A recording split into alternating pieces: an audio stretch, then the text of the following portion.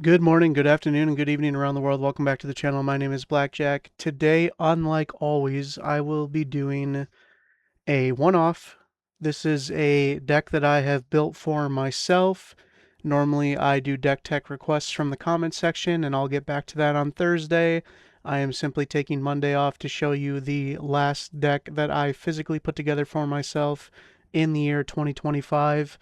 I did the math on all of the colors that I have for all of my decks, and I don't recommend other people do this, but I had 2 extra red pip in all 12 of my decks combined. Everything else was equal. So I removed the red from Atali and just went mono green.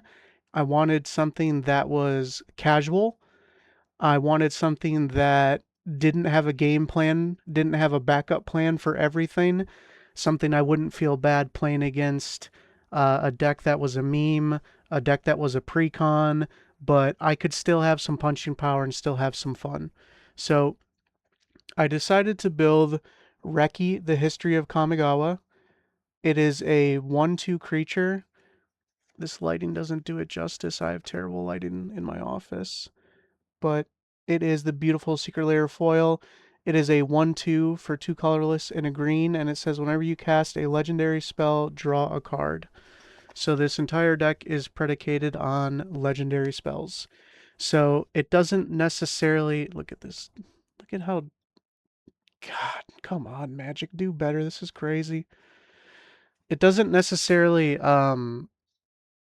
have a board or a game plan for board wipes. It kind of just folds from at least what I'm taking away from it, but you kind of circumvent them by playing so many legendary spells that almost everything in your deck replaces itself.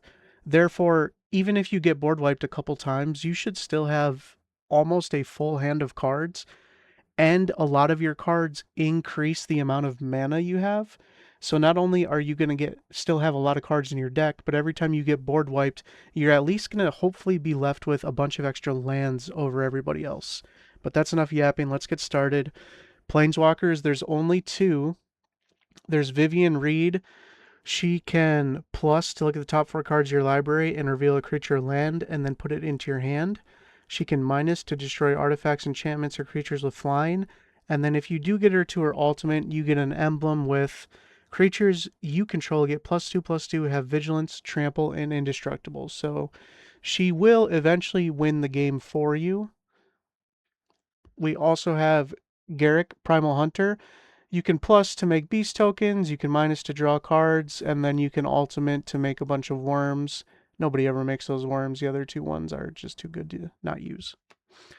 Creatures. So this is obviously kind of the main section of the deck. Sakura Tribuilder is the beginning of the ramp section. The ramp section is pretty significant. It's much more than 10. Um, but we'll go through it as we go through it. Eternal Witness to buy stuff back out of the graveyard. Selvala, it is a legendary that generates mana and draws cards, so it kind of does everything you want in this deck. Findhorn Elves, ideally to get Reki out on turn 2 if you can. Rishkar can add counters and then make stuff generate mana. This has a little bit of a counter sub-theme. Questing Beast, it's a legendary, and I got it out of that Secret Lair that came out this year, so I just kind of had to use it. Osier Kaslim, I had this in a deck months ago, and it's just been sitting in my trade binder. It's a pretty cool card, hard to deal with, gets you some card advantage, and it's a legendary, so it was a slam dunk. The Peregrine Dynamo. So this has haste, and then you can copy an activated or triggered ability from another legendary you control that's not a commander. I have no idea what this is going to do in this deck yet. I just saw this in my trade binder. It's been sitting there forever. That's kind of the theme of this deck. This is just trade binder stuff. But I expect copying a lot of the legendary effects from these things are going to be pretty damn good. Arasta, whenever an opponent casts an insert sorcery, you make a spider. I don't know. It's a spider. It's cool. It's 4 mana. Why not? Kogla. So he can fight stuff, he can destroy artifacts, he can destroy enchantments, he can bounce back, or he can bounce humans back to make himself indestructible. So, if a board wipe happens, you can activate Kogla to bounce Reki back to your hand. Kogla will survive, and Reki will still be in your hand, so he won't cost more. Kodama of the East Tree, just genuine card advantage. The Earth King from Avatar, so this is going to make a 4/4 and then also ramp you. God Eternal Ronus will increase the power and toughness of a creature, and then when it dies, you kind of get to put it back on the top third from the top, so it keeps coming back. Elvish Mystic for ramp, Delighted Halfling for ramp, Birds of Paradise, Llanowar Elves, all the same thing. Disciple of Freyalise, just been sitting in my trade binder. It's an MDFC. I figure why not give it a shot. Beast Whisper, this is a pretty cool foil. Whenever you cast a creature, you draw a card. I believe there's like 30 creatures in this deck, so this is going to be pretty consistent card draw. Eladamri Core Vidakal.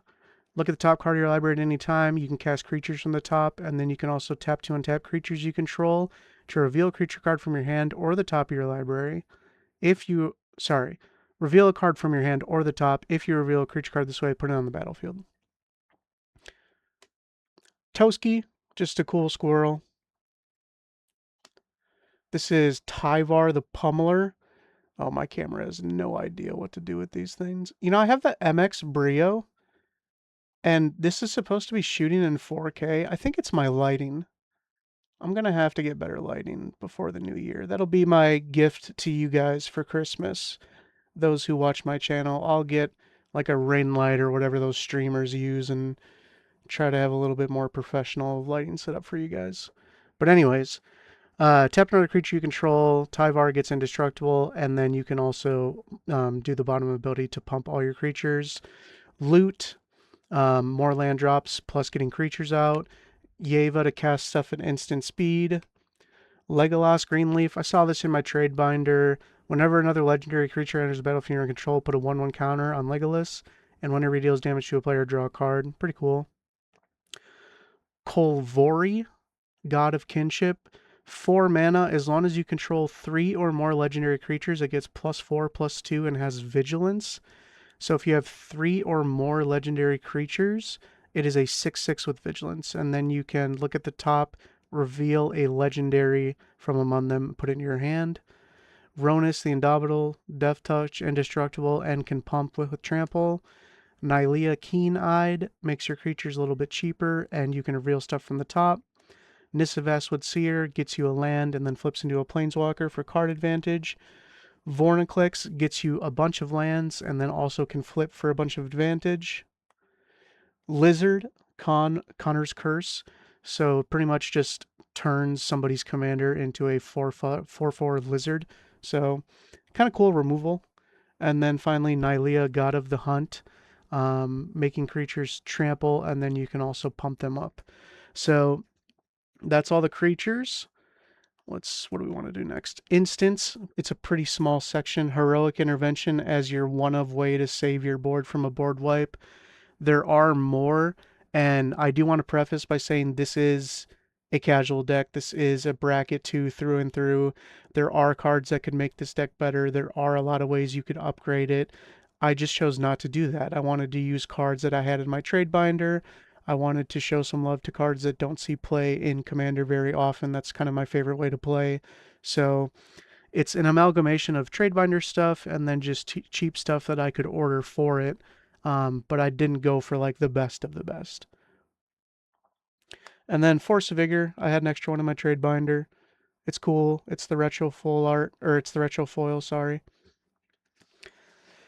Enchantments. So a lot of card draw here. Elemental Bond, Tribute to the World Trees card draw encounters.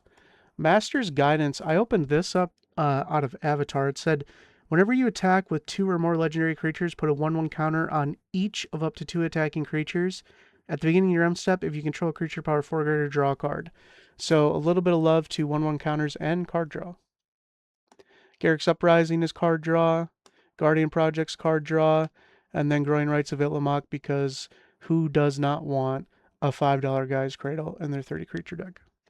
Plus, it's a legendary, which I believe is the only legendary in the enchantments. Yes.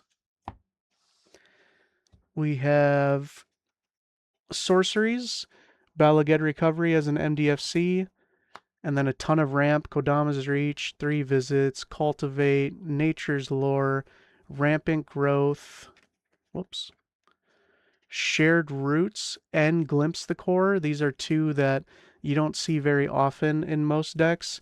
Shared Roots is new, and I do expect to be a slam dunk. I've said this in previous videos. This is going to go in every green deck going forward. It's another Rampant Growth. There's no reason not to play it. And then Glimpse the Core only lets you get a basic forest, so I don't think it's that great in most decks, but in here, it really is just another Rampant Growth.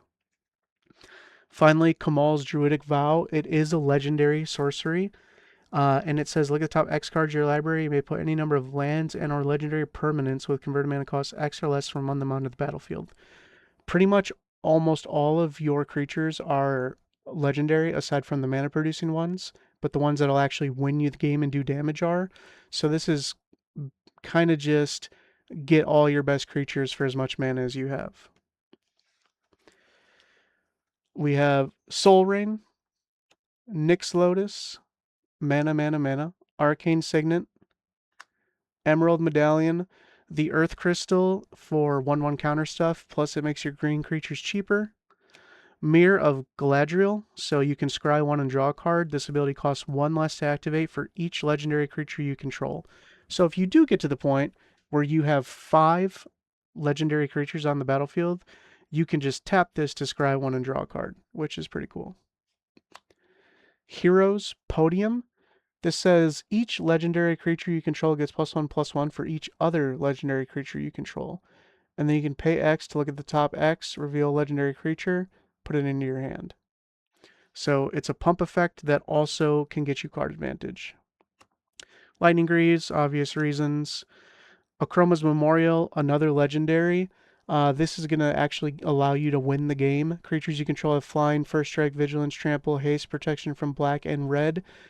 You don't have any secret win conditions or anything crazy going on here. You are just going to have to beat them up with your 3/3s and 4/4s and stuff like that. So being able to kind of circumvent the ground game and go in the air with this is going to be a great win condition.